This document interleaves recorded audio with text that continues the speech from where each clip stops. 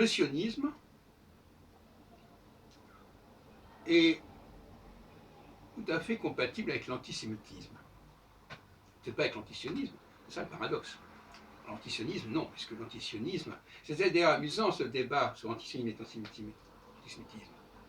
Parce qu'effectivement, le sionisme,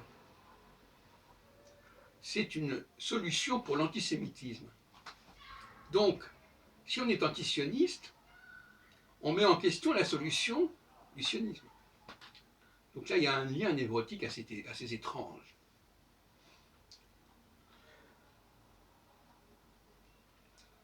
Alors, je dirais que le sionisme, pourquoi est-ce que ça correspond assez bien au fantasme de l'antisémitisme? Parce que c'est le complexe ou le syndrome de l'enfermement. On va enfermer tous ces juifs dans une terre donnée, pourquoi pas la Palestine, ça n'a aucune importance, on va les enfermer quelque part. Et quelque part, Herzl, qui est un personnage quand même qui a une pensée assez complexe, parce qu'à un certain moment, il voulait que tous les juifs se convertissent au christianisme. Herzl, il voulait créer un asile. Un asile, ça permet d'éviter que les gens traînent dehors. Ça permet de rassembler les clochards, les vagabonds, etc. Et donc, dans l'imaginaire de Herzl, le fait de rassembler les juifs dans son état juif, au départ,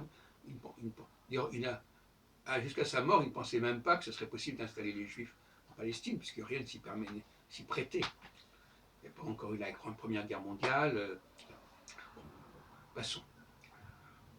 Voilà, il fallait trouver un endroit où on puisse rassembler, accueillir tous ces juifs en déroute, qui étaient déracinés dans tel et tel pays ou qui étaient persécutés. Il fallait faire une sorte d'hospice pour ces juifs. Et Israël, finalement, c'était le projet Israël. On pouvait appeler ça Israël, d'ailleurs. On peut appeler n'importe quel projet Israël. C'était un projet pour rassembler tous les juifs qui ont des problèmes dans leur pays. Alors ça valait pour la Russie, après ça vaudra pour l'Afrique du Nord, etc. Et donc ils ne sont pas spécialement venus pour des raisons religieuses, même si ça leur a servi de prétexte, mais parce qu'ils étaient obligés par la force des choses, par l'évolution géopolitique. Donc, comme j'en ai parlé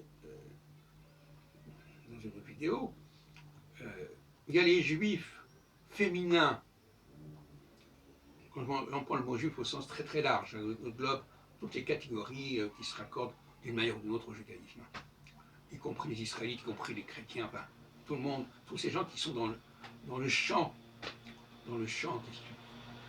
Eh bien, il y a des juifs féminins qui veulent se rassembler, qui veulent être dans un cadre,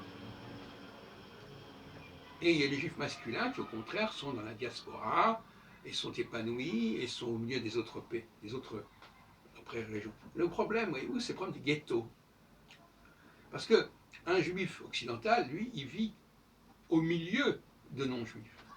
Donc il joue son rôle au milieu de non-juifs. Par contre, s'il est dans un ghetto, si quelqu'un est dans un ghetto, c'est une situation un petit peu spéciale. Donc on a trois solutions finalement. Soit le juif qui joue son rôle d'animateur, de leader dans le monde, à différents titres, dans différents milieux. Il y a le juif qui va se retrouver dans une sorte de ghetto israélien.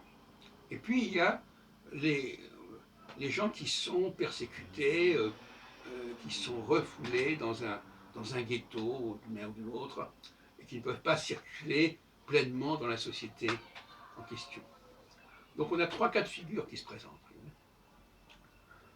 Et il faut comprendre que ces cas de figure sont tout à fait légitimes. Il est bon qu'il y ait effectivement des juifs qui s'assument individuellement et personnellement dans la société non juive, des juifs, ça c'est les juifs masculins, qui sont parfois d'ailleurs les juifs laïcs, des juifs qui ont besoin de se regrouper dans un quartier. Même à Jérusalem, il y a un quartier pour les juifs religieux, etc. Et dans une juiverie. Et puis il y a le cas d'Israël, etc. Voilà, donc il faut de tout pour faire un monde.